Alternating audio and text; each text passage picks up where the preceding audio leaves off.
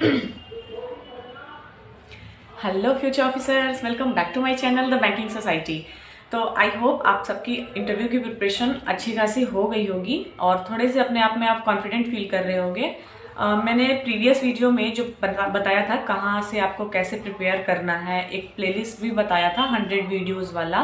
मैं आशा करती हूँ आप सबने अभी तक कंप्लीट कर लिया होगा और वो पढ़ने के बाद तो आप में बहुत अच्छा खासा कॉन्फिडेंस आ गया होगा। ये तो इस चीज़ को लेके मैं श्योर हूँ। और ये वीडियो मैं जो लेके आई हूँ इसमें बहुत सारे मैंने क्वेश्चंस रेडी किए हैं जो डायरेक्ट आपसे पूछे जा सकते हैं और इसमें मल्टीपल क्वेश्चंस होंगे। एक ही वीडियो में मैंने सोचा है ज़्यादा से ज़्यादा क्वेश्चन मैं डाल सकूं। मैंने कुछ क्वेश्चंस प्रिपेयर किए और उसके आंसर भी मैं साथ साथ में बताऊंगी। काफ़ी उसको ब्रॉडली एक्सप्लेन करके नहीं, जैसे जस्ट आपसे पूछा गया उसको आप कैसे आंसर करोगे, क्योंकि आपका परसों से लगभग इंटरव्यू स्टार्ट है तो इतना ज़्यादा टाइम नहीं है कि आप उसका डिटेल्ड एक्सप्लेनेशन अब देख सको। तो कम टाइम में ज़्यादा चीज़ें करने की कोशिश रही है मेरी। आई होप आप सबको ये भी वीडियो मेरे प्रीवियस वीडियो जितना ही पसंद आएगा। तो चलिए बिना किसी देर के हम वीडियो को स्टार्ट करते हैं। तो आज का हमारा पहला सवाल है, CRR और SLR में क्या डिफरेंस है। यानी CRR आपने सुना होगा, कैश रिजर्व रेशियो, और SLR यानी स्टैट्यूटरी लिक्विडिटी रेशियो। तो इसमें डिफरेंस पूछा जा सकता है या अलग अलग करके भी आपसे क्वेश्चन पूछा जा सकता है। तो CRR का मतलब मैंने बताया कैश रिजर्व रेशियो, यानी कुछ रेशियो, कुछ हिस्सा होगा जो बैंक्स RBI के पास कैश के फॉर्म में रखेंगे। जैसा कि नाम से क्लियर है, कैश रिजर्व रेशियो, कैश को रिजर्व रखना है, एक रेशियो कुछ होगा, कुछ हिस्सा जिसको RBI के पास उन्हें रखना होता है।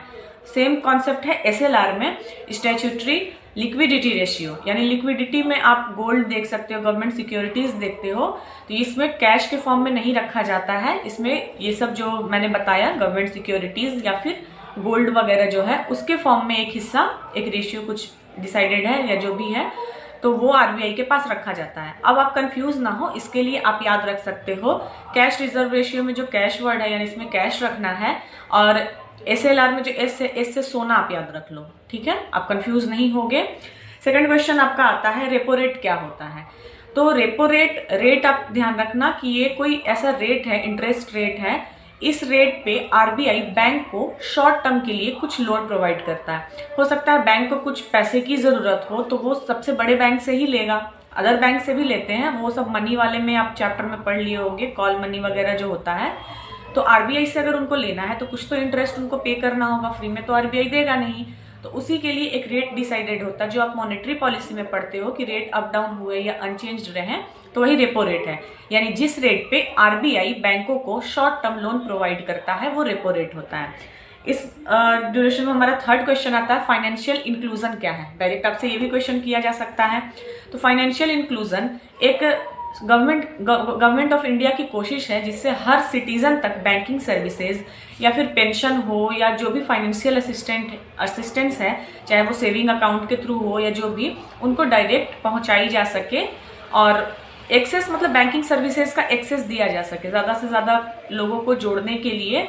और इसका सबसे अच्छा एग्जाम्पल है PMJDY यानी प्रधानमंत्री जनधन योजना। ये इसी उद्देश्य के साथ शुरू किया गया था कि इसके थ्रू ज़्यादा से ज़्यादा लोगों तक बैंकिंग सुविधाएं पहुंचेंगी, बैंकिंग सर्विसेज पहुंचेंगी, ठीक है। नेक्स्ट हम आते हैं, UPI क्या है और इसको ऑपरेट कौन करता है। फ्रेंड्स, बीच में एक चीज़ मैं मेंशन करना चाहूँगी कि ये सारे जो भी टॉपिक्स मैं बता रही हूँ या क्वेश्चंस मैं बता रही हूँ अपने आप में एक चैप्टर के जैसा है, बहुत इसमें डीप कॉन्सेप्ट पढ़ने की ज़रूरत है। तो आप मैं जो भी बता रही हूँ उसको इस चीज़ को लेके जज मत करना कि ये इतने शॉर्ट में ऐसे दूंगा या आंसर या ऐसे दूंगी तो गलत हो जाएगा। ये गलत नहीं है, कीवर्ड्स मैं बता रही हूँ ताकि आप कुछ तो उनको पता हो कि बेसिक चीज़ें आपको मालूम है।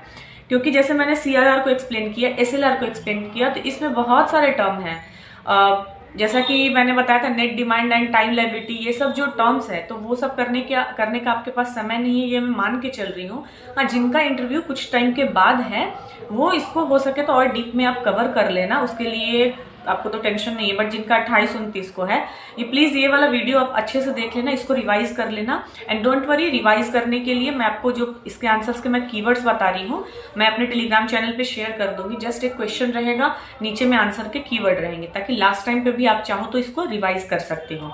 तो बात करते हैं हम अपने टॉपिक की, UPI क्या है और इसे कौन ऑपरेट करता है। तो देखो, UPI जो है, यूनिफाइड पेमेंट इंटरफेस, तो उसमें क्या होता है, रियल टाइम में डिजिटल पेमेंट मोबाइल के थ्रू हम लोग करते हैं, यानी मनी का फ्लो, हम मनी का जो भी ट्रांसफर है मोबाइल के थ्रू होता है और डिजिटल मोड में होता है। और इसको कौन ऑपरेट करता है, एनपीसीआई। ठीक है, आपको ये ध्यान रखना है।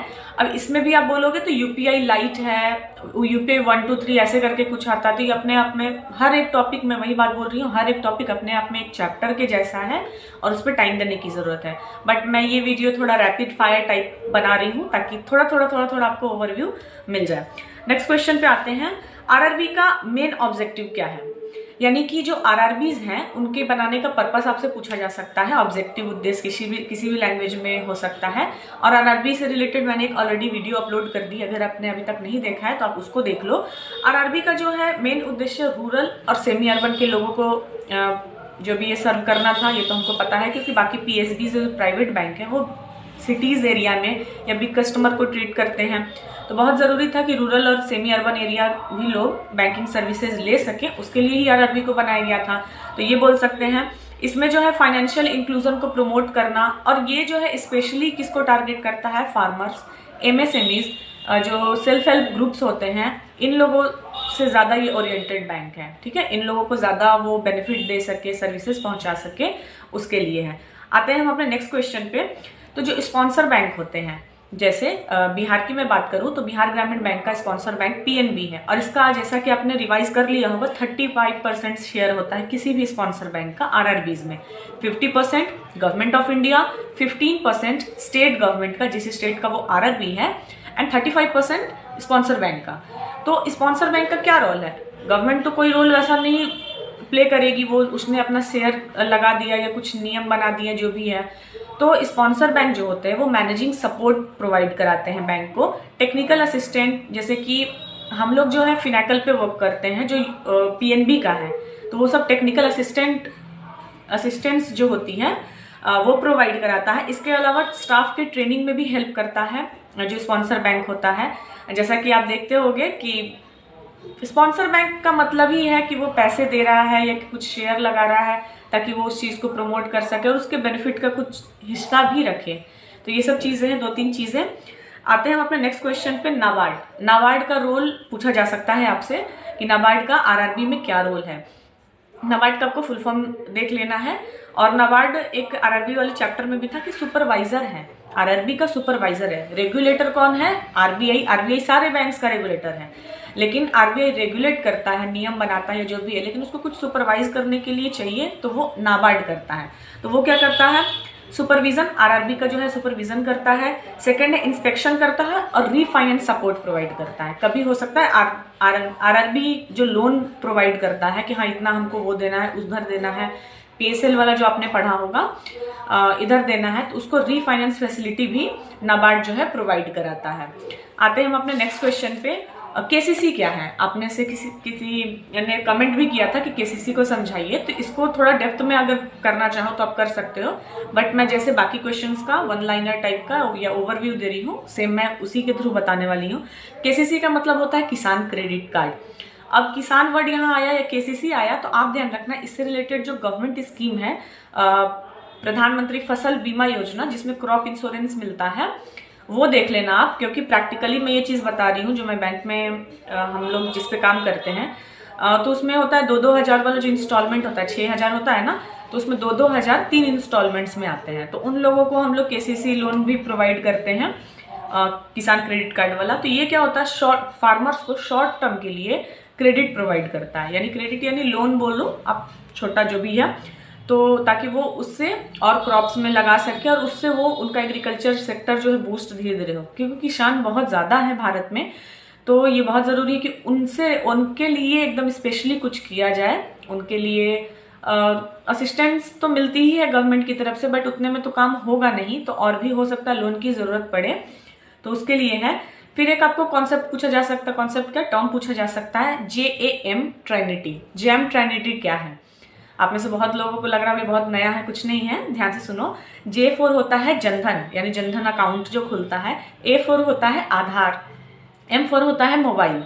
यानी जनधन, आधार, मोबाइल, ये भी तीनों का कॉम्बिनेशन होता है जैम ट्राइनिटी। और ये जो है जो डीबीटी हम लोग करते हैं यानी डायरेक्ट बेनिफिट ट्रांसफर, ये उसको बहुत ही इफेक्टिव बनाता है ये कॉम्बिनेशन।